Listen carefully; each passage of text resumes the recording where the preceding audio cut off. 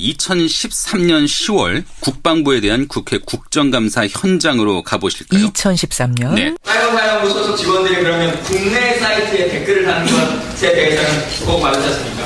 그 문제는 북한이 대한민국 정부의 실체를 부정하고 선전을 선동을 하기 때문에 거기에 대응하기가 수단입니다. 댓글을 쓰고 있는 사람들이 북한 사람들이 지금 뭐 오유나 일베나 이런 데 글을 쓰고 있다고 국방부는 판단을 하신 겁니까? 그 댓글이 아니고 하나의 거기에 대한 대응 차원입니다.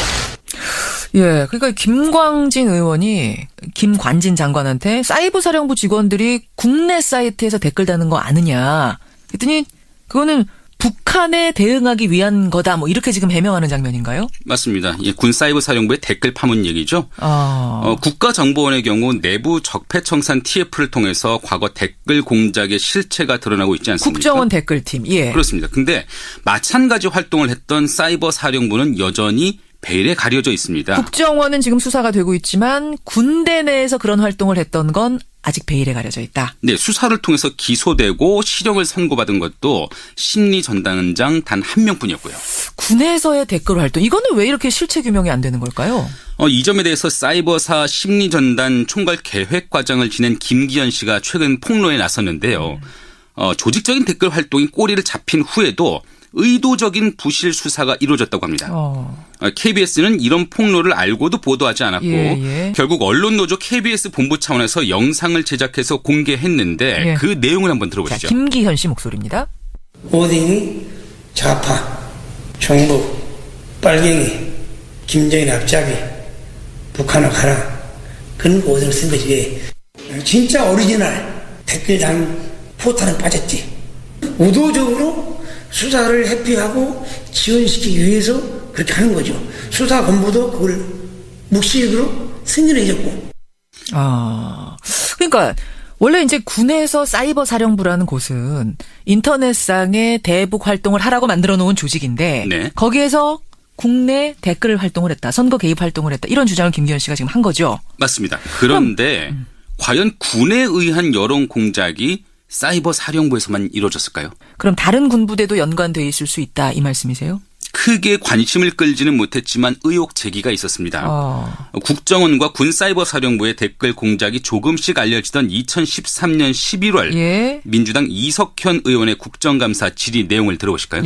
선비간지라는 닉네임을 가진 김아무개, 또 수민지존이라는 그런 닉네임을 가진 김수X입니다.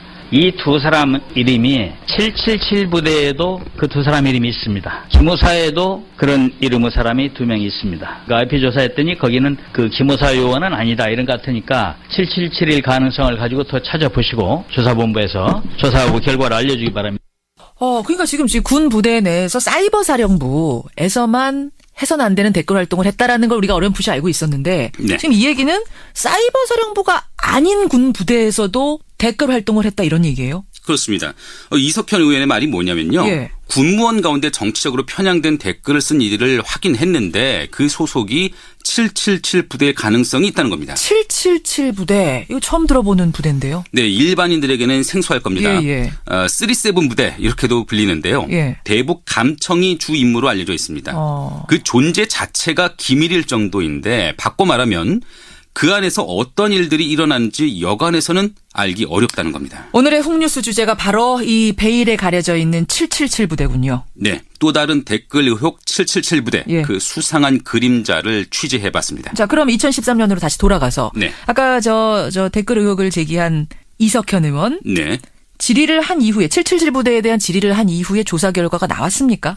2주가 지난 뒤에 이석현 의원과 당시 김관진 국방장관의 질의응답으로 확인해 보시죠.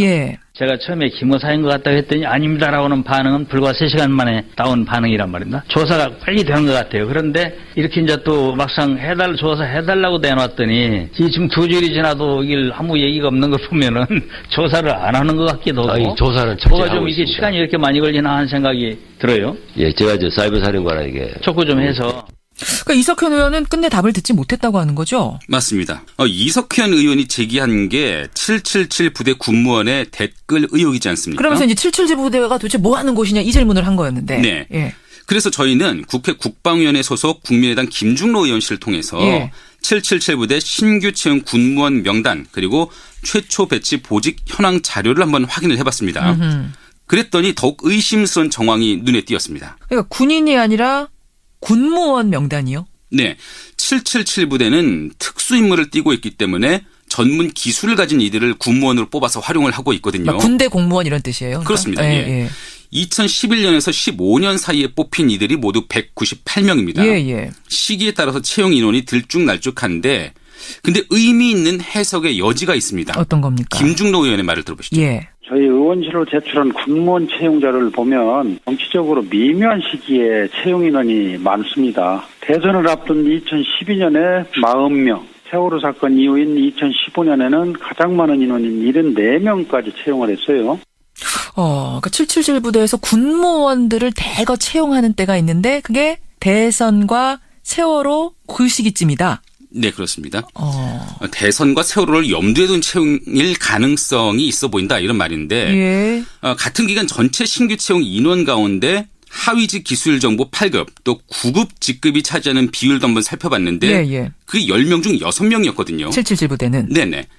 특히 같은 기간 9급의 채용 조건은 단 한 해를 빼면 자격 제한 없음이었습니다. 아니 여기 아까 설명대로라면 대단한 특별한 임무를 띈 부대 아닙니까? 네. 감청도 하고 뭐 이런. 근데 자격 제한이 없는 민간인을 상당수 선발했다? 이런 그 점도 얘기네요? 이해하기가 좀 어렵죠. 근데 더 의심스러운 정황은 채용 공고된 인원하고 실제 채용된 인원이 다르다는 겁니다. 어떻게요? 2015년 기술정보 9급 같은 경우에는 26명을 뽑기로 했는데 실제로는 40명을 뽑았고요.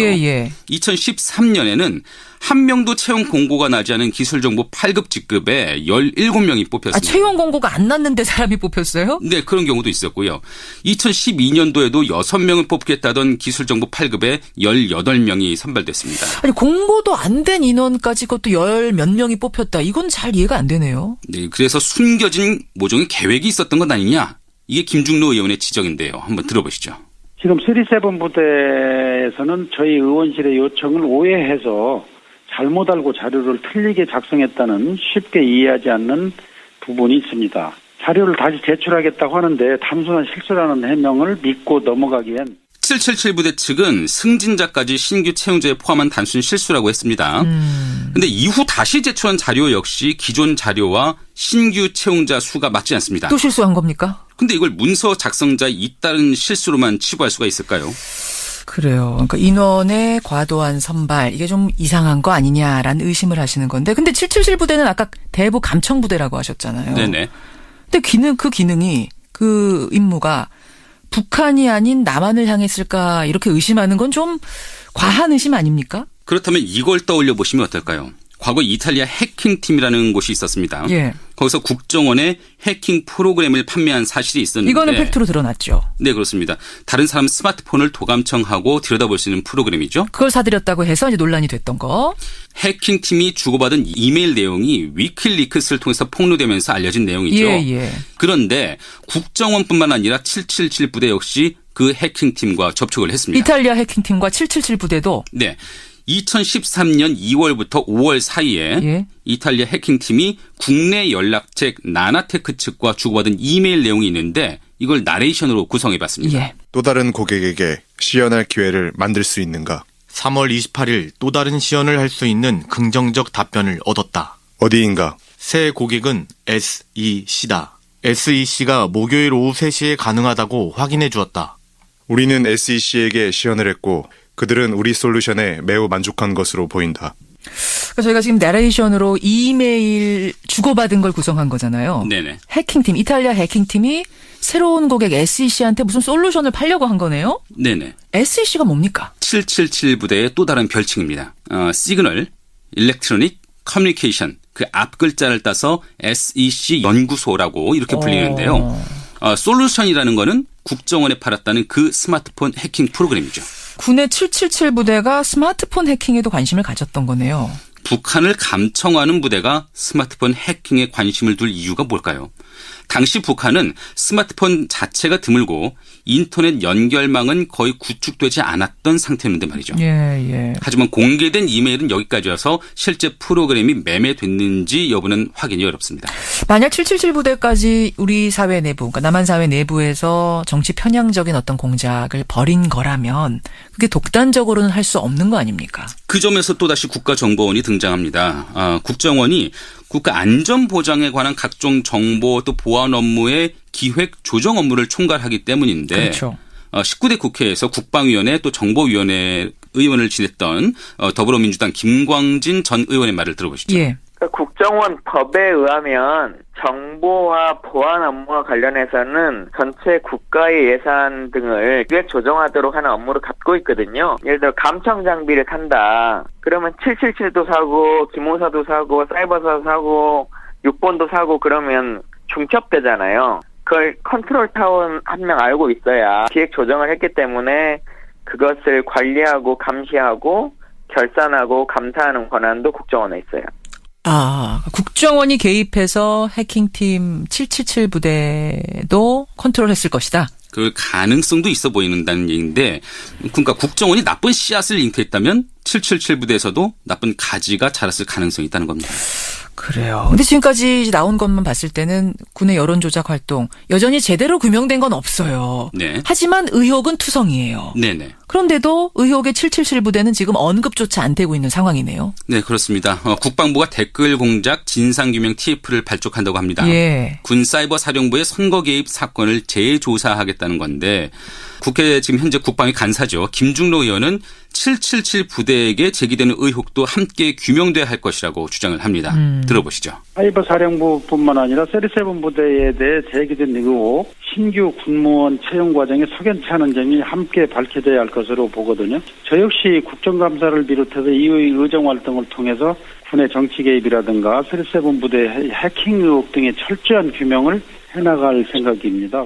이에 대해서 777 부대 측은 북한의 통신정보 취합 역할만을 했을 뿐이라고 거듭 해명을 하고 있습니다. 뒤늦게 시작하는 군 내 적폐청산 움직임이 각종 의혹을 규명해낼 수 있을지 지켜봐야 되겠습니다. 예, 지금 국정원 댓글팀에 대한 수사는 활발하게 진행 중인데 군대 내의 이 댓글 활동 혹은 정치 개입, 선거 개입 활동은 제대로 규명되고 있지 않은 현실, 그 속에서 777 부대라는 것이 새로 등장했다. 우리도 같이 주목해봐야겠습니다. 훅뉴스 김정은 기자 수고하셨습니다. 네, 감사합니다.